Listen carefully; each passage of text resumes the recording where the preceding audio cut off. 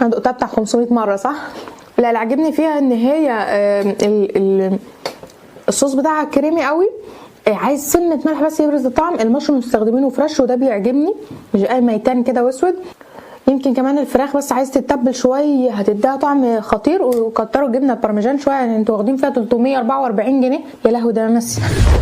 واخر طبق معايا هو طبق رئيسي ب 530 جنيه، اسمه تشيكن بارميجان.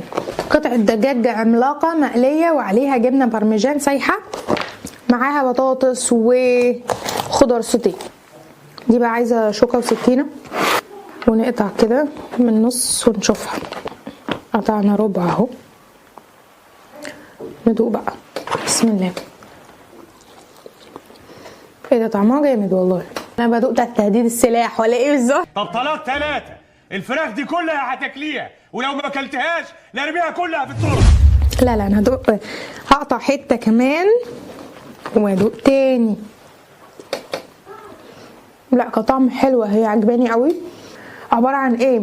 قطعه فراخ بانيه، معموله بانيه يعني بالبقسماط، تمام، وعليها صوص بيتزا او صلصه البيتزا، طعم صلصه الطماطم معاها الزعتر اللي مشهوره بيه صلصه البيتزا، ومن على الوش جبنه بارميجان سايحه.